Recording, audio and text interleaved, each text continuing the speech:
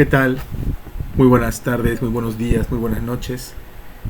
Vamos a platicar un poco a reflexionar un poco sobre un tema que sucedió ayer a nivel internacional y que pocos quieren prestarle atención. Ayer, el día de ayer, 25 de marzo de 2026, fue, la palabra que usan es entronizada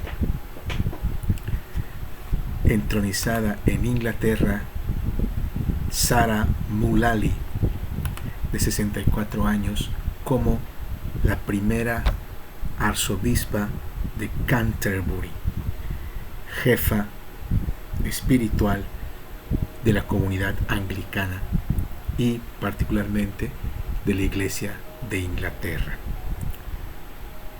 Una mujer en el máximo puesto de una iglesia que es la tercera iglesia cristiana más grande del mundo, la tercera fe cristiana más grande con mayores adeptos del mundo, con alrededor de 98 millones. Y eso es realmente de suma importancia, porque evidentemente el mundo católico, que realmente sobrevive en América y que en Europa ha ido en picada desde hace 700 años más o menos, desde 1500 ha ido totalmente en picada, aunque el Vaticano permanece ahí, sucede, pero evidentemente pues ustedes lo han visto, ¿no? Hubo un papa argentino y ahorita hay una continuidad americana en un papa gringo en la Iglesia Católica. Y se sabe, y los historiadores lo han planteado muchas veces, que en la Edad Media, en este pleito que se tenía de los reinos y los ducados y los príncipes y todo lo que devenía del desbarajuste que surgió luego de la caída del Imperio Romano, el Imperio Romano que se vuelve, que asume la religión cristiana, se divide en dos. Una parte se va hacia Constantinopla, se funda Constantinopla por medio de Constantino el Grande y divide el imperio en dos, sus dos hijos, el Imperio Romano de Oriente, que incluye Constantinopla y que luego se convierte en Bizancio, y el Imperio de Occidente, que se mantiene con otro de sus hijos. Y esa iglesia católica que estaba empoderada, surge también pues todos los territorios del África del Norte, todo lo que representaba el imperio, y se sostiene muchos años más en Bizancio, pero Roma occidental se desbarata. Pero como habían asumido la iglesia católica, disfrazan de fe el imperio y su poderío, disfrazan de fe la misma política que tenían y construyen una idea de yo soy el emperador, y ahora soy el emperador pero de la iglesia. No soy, o sea, toma el pueblo, toma la gente, pero no me quites el poder, porque yo tengo la autoridad de Dios para poner reyes, ¿sí? Porque Samuel puso al rey Saúl y el profeta Samuel puso al rey David, y con base en esta ideología dijeron: yo sigo poniendo reyes, yo ya no soy emperador, soy el emperador de la iglesia, y la iglesia es una fe. Y esa fue la construcción, y con esa construcción durante 1000 años, ¿sí?, permanecieron y fundaron un mundo de terror, particularmente cuando se fue dando este pleito de papas, que se supone que hubo hasta papisas, cuando los Borgia y todos aquellos que tenían dinero por los bancos que se estaban planteando en Venecia, en Milán, en todos estos reinos de estos reinados o estos territorios de Italia, de lo que luego fue Italia, evidentemente había un poderío porque era el mismo poder de Roma que se había desbaratado. Y todos aquellos que eran senadores, todos aquellos que habían sido grandes jefes, que habían perdido las batallas contra los godos que habían ingresado y contra todos los que fueron por los despojos de Roma, pues se fueron formando espacios y tratando de mantener alianzas y poderío, y el Vaticano seguía sosteniéndose en esta idea de fe. Tan fue así que durante muchos años, mantuvieron el poderío, hasta que de pronto Carlos Martel y luego Carlomagno llegaron al poder, a tomar Vaticano. El Vaticano le dijo: no, yo te entrego el poder económico, tú vuélvete el emperador del Sacro Imperio Romano Germánico. Y entonces vuelven a tomar todo el poder, y ese poder termina recayendo en Carlos V después de y los Habsburgo después, ¿no?, que controlaban toda Europa. En ese ámbito, evidentemente, la fe, ¿sí?, está más allá de los excesos humanos, del poder y de la economía y del abuso del otro. La fe está más allá de eso. Y evidentemente hubo gente que sí era creyente. No los papas ni otros de esos, no, ellos no, pero hubo quienes sí lo eran. Y uno de los papas construye con unos monjes un libro que acaba llamándose El Martillo de los Brujos, el Maleus. Y ese libro se vuelve un manual para los inquisidores, pero un manual en la Edad Media, en la Alta Edad Media, para destruir a la mujer. Evidentemente ya no podían dejar que la mujer siguiera tomando decisiones, siguiera peleando, incluso ser papisas, y la mejor forma pues era acusarla por su erotismo, por su sensualidad, por sus formas, por el placer que puede provocar al hombre en general, la belleza, y desarrollan pues que es el objeto del deseo del diablo, y es lo que es y la mujer se vuelve la perdición para el hombre y para la humanidad y para el mundo entero. Y entonces construyen esta figura de la mujer, y hay una matazón tremenda y persecución de mujeres, acusándolas de brujas por toda Europa durante muchos años. Se ha vuelto incluso imposible, hay estudios que lo marcan, contabilizar el número de mujeres que fueron asesinadas por la Iglesia Católica con base en el ideal de que eran brujas, de acusarlas de brujas. ¿Para qué?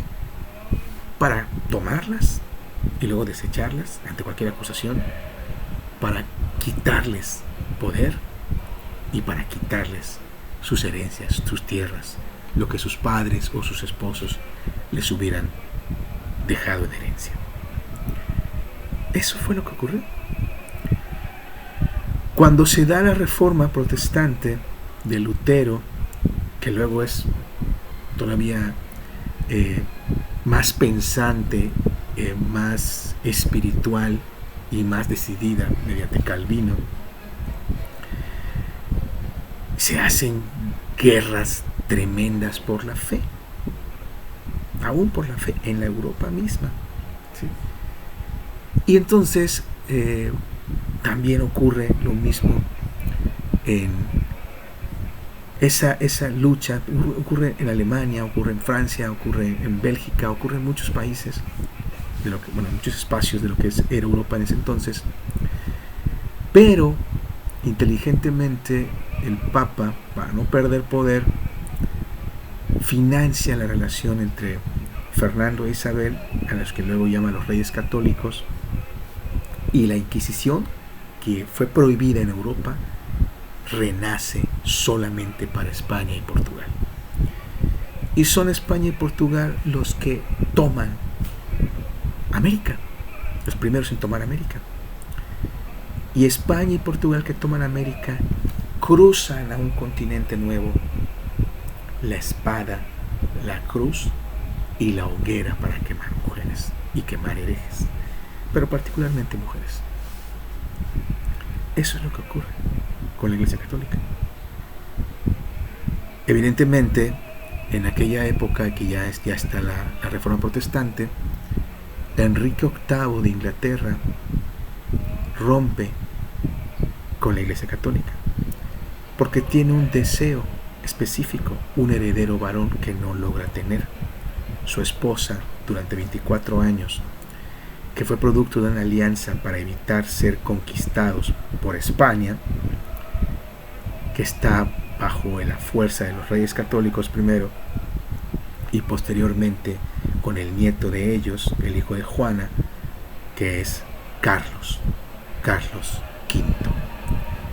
Y Carlos V es en ese entonces el heredero del Sacro Imperio Romano Germánico.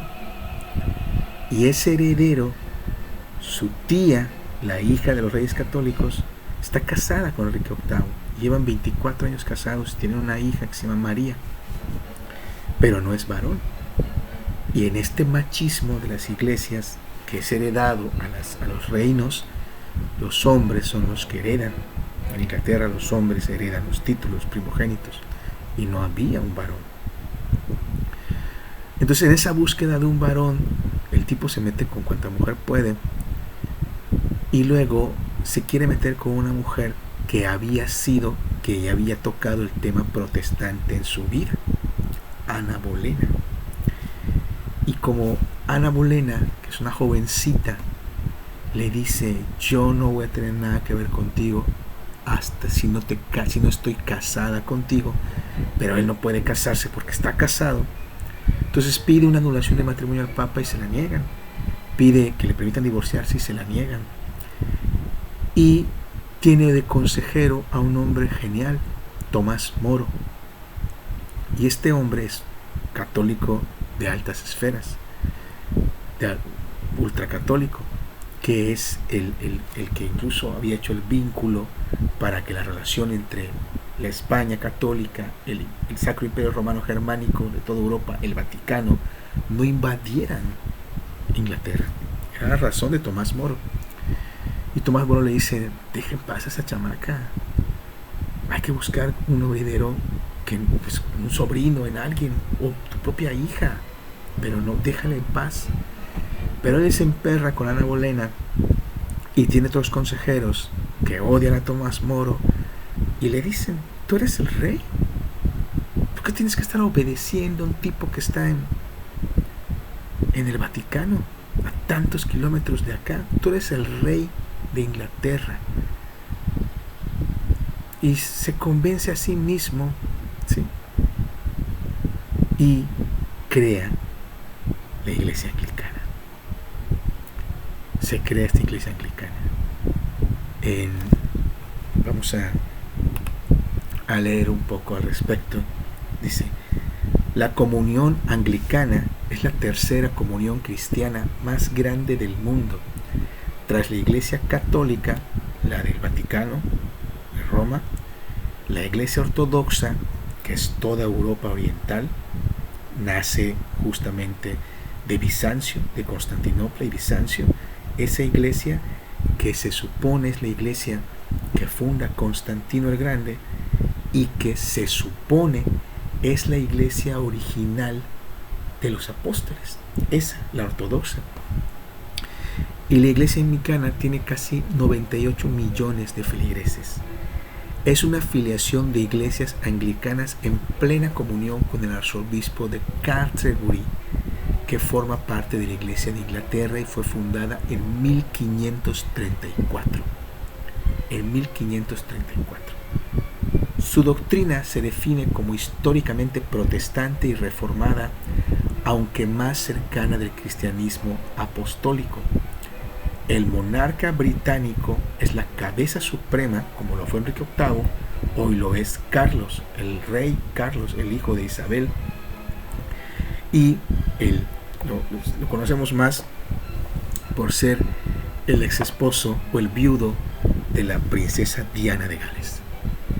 Ese Carlos, ¿sí?, es la cabeza suprema de esta iglesia en lo administrativo, y el arzobispo de Canterbury es el líder espiritual.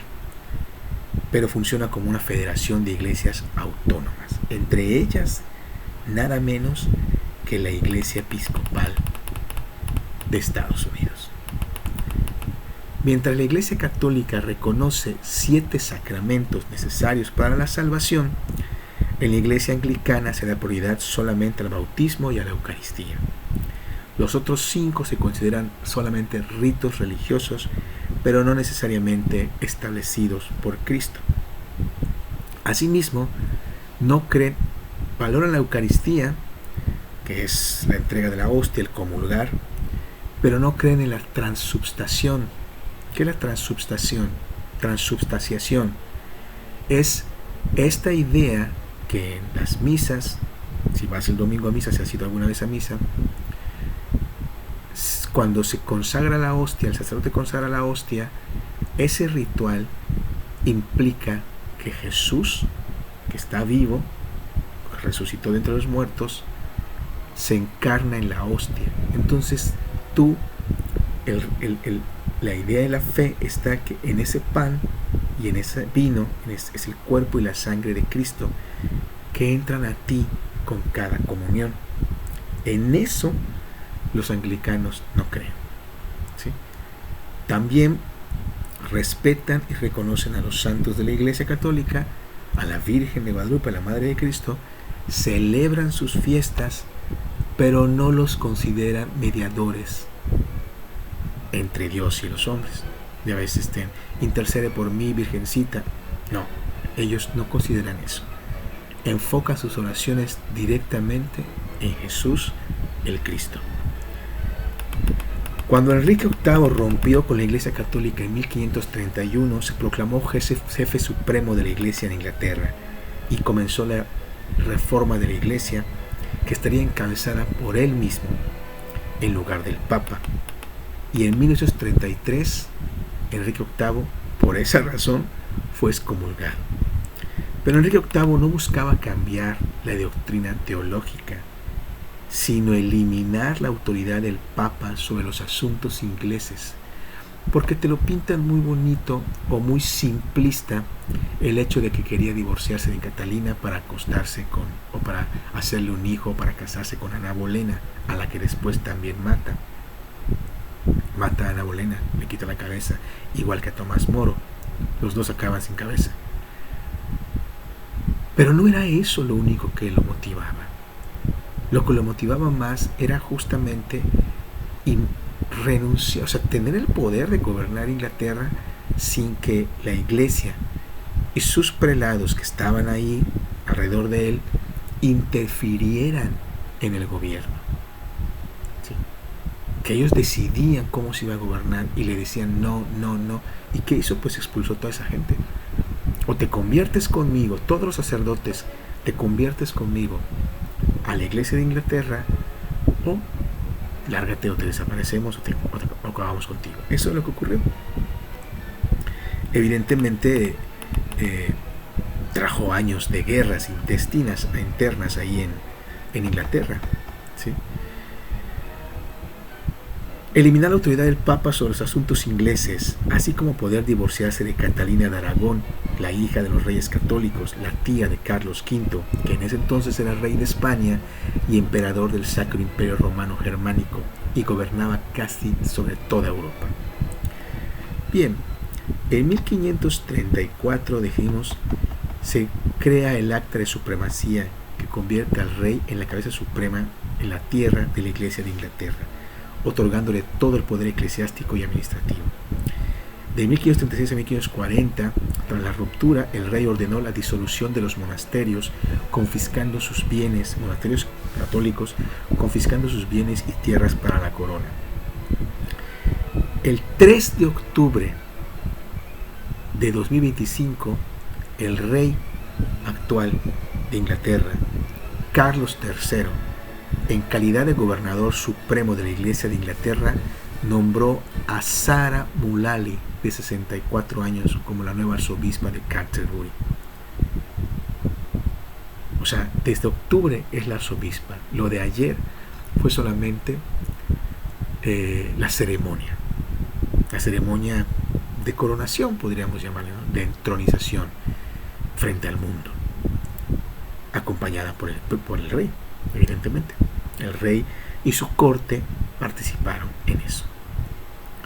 Pero la Iglesia Anglicana, desde el 92, en una reforma, permitió que tanto hombres como mujeres pudieran ejercer el sacerdocio, lo cual sigue sin poder lograrse en la Iglesia Católica. Ha habido avances.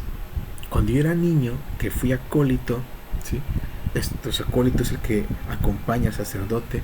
Monaguillo le dicen algunos, pero la palabra monaguillo me parece, no sé, como despectiva, ¿sí? Acólito me parece una mejor palabra. Y fuimos acólitos, yo, unos primos, amigos, muchos de ellos acabaron siendo biólogos.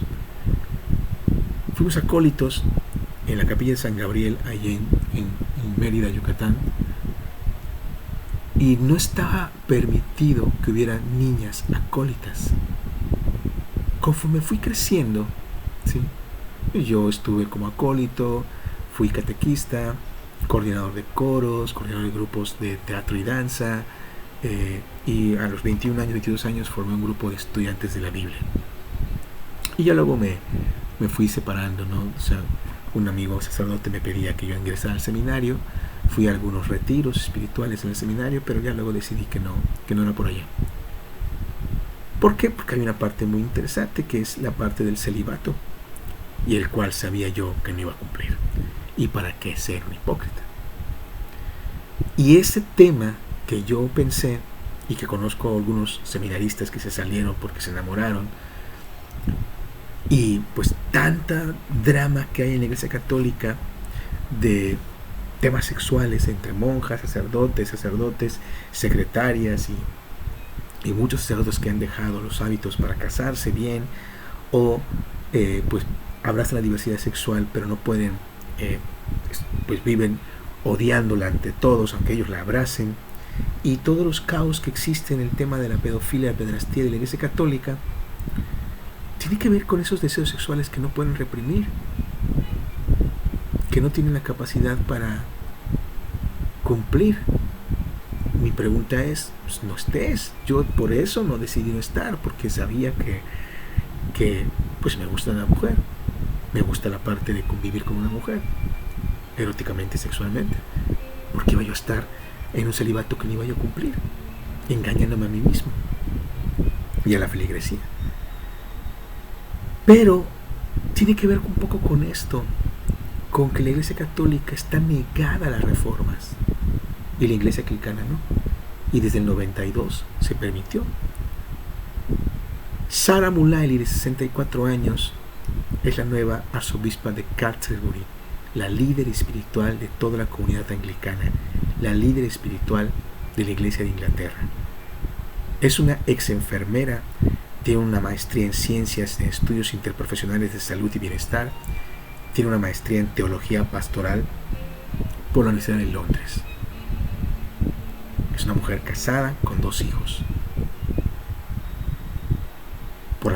Para tomar algunos de sus datos biográficos, ¿sí? Sobre el aborto, su planteamiento es que cada quien tiene que decidir. Trabaja dentro de la Iglesia Anglicana para continuar las reformas, pensando en la posibilidad del respeto y la aceptación de la diversidad sexual, de las diversidades sexuales, basado en algo que yo igual creo, en el amor. Dios nos ama a todos, porque nos permitiría odiar a la diversidad sexual, y trabaja para que eso ocurra. Esperemos que desde este nuevo lugar lo haga. Ya surge en América Latina infinidad de portales de noticias, ¿sí?, gritando, pegando el grito en el cielo,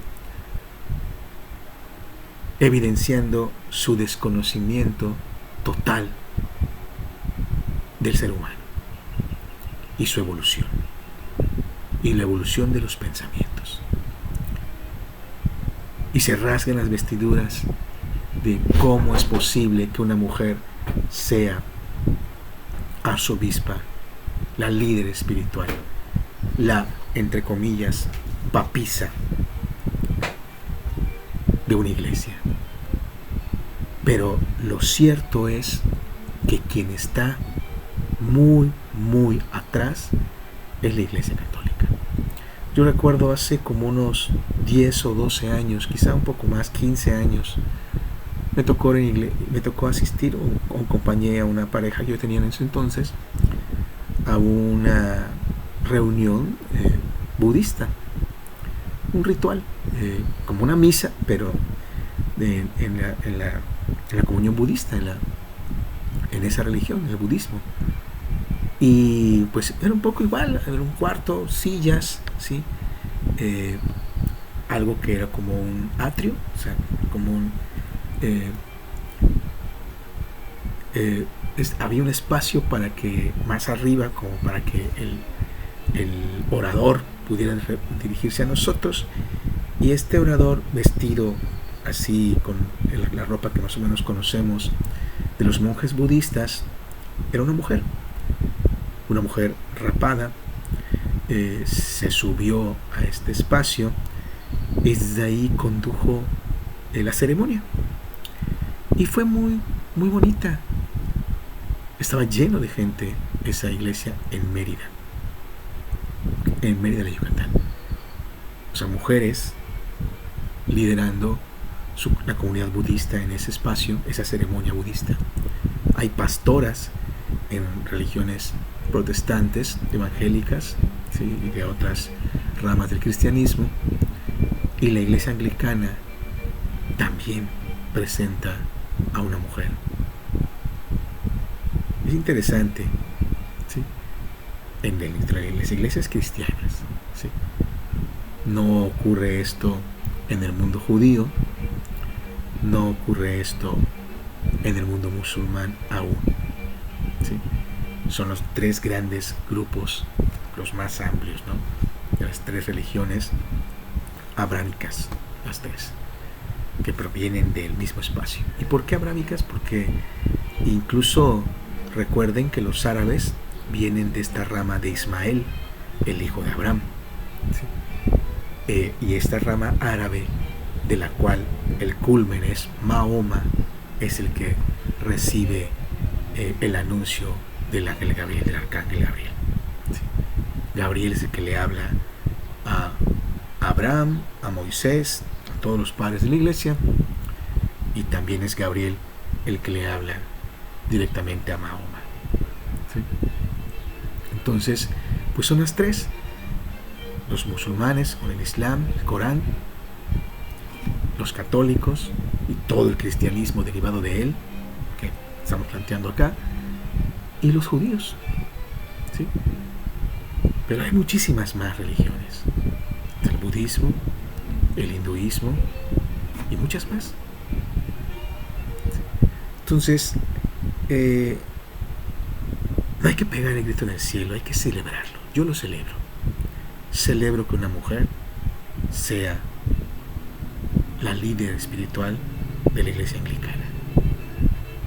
Una iglesia que, como muchos historiadores plantean retrógradamente, pareciera que salió solamente de los testículos de Enrique VIII por su deseo sexual sobre Ana Bolena, pero es más profundo que esa superficialidad con la que han querido retratar a Enrique VIII y con la que han querido retratar el mundo que surgió después de Enrique VIII y la importancia que eso tiene. Solamente hay que darnos cuenta de que los puritanos que llegan a Estados Unidos y fundan este otro imperio, pues son aquellos, ¿sí? Al principio son aquellos que estaban cercanos a Cromwell, aquel personaje contrarreformista en Inglaterra, ¿sí? Y cuando pierden Cromwell y pierden muchos, se hacen muchas actividades sectas, uno de los duques que tenía espacios ya comprados en Virginia como ellos estaban siendo perseguidos por la corona, les dice, bueno, pues les voy a dar espacio en Inglaterra, en América, huyan a América. Por eso se llama Estados Unidos de América, ¿sí? Porque para ellos, para los ingleses, era huir a América, y eso era América, era parte de América, ese espacio. Y huyeron a Virginia, y ahí se asentaron con toda su intelecto, y lejos del Papa, lejos del rey, lejos de la corona, del parlamento y todo lo que era, fundaron sus propias reglas, leyes, despreciaron a los pueblos originarios de esa América, lucharon con ellos, les arrebataron tierras, ¿sí? Y fue el inicio de lo que hoy es el Imperio Gringo. Entonces, eso es muy interesante de plantearlo, ¿sí? Todo a raíz de Enrique VIII. Todo eso ocurre. Es decir, si quitáramos a Enrique VIII de la ecuación, ¿qué hubiera pasado? Quizás no existirían los Estados Unidos. No se hubiera dado esta persecución, no se hubieran dado esas tierras, no hubieran viajado nadie de los ingleses a Virginia. Y no hubiera pasado todo lo que pasó. Sin la presencia de Enrique VIII.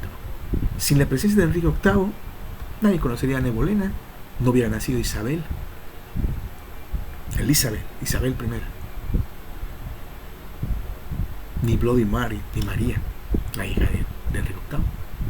¿Cuántas cosas hubieran cambiado sin la presencia? Esa es la importancia de Enrique VIII. Pero no solo ahí queda, porque Isabel o Elizabeth, la reina Elizabeth, ¿sí? Ella es la que protegió a William Shakespeare. Y dice Harold Bloom, el ser humano como lo conocemos hoy fue inventado por William Shakespeare. Y William Shakespeare fue protegido de esta reina. Imagínense todo lo que no hubiera y no existiría si Enrique VIII no fuera un parteaguas en la historia del mundo. Hay que celebrar que una mujer llegue a esa altura. Yo lo celebro y te invito a ti a revisar, a estudiar, a leer, a conocer más allá las religiones. Que tu religión sea una decisión propia y no una imposición cultural.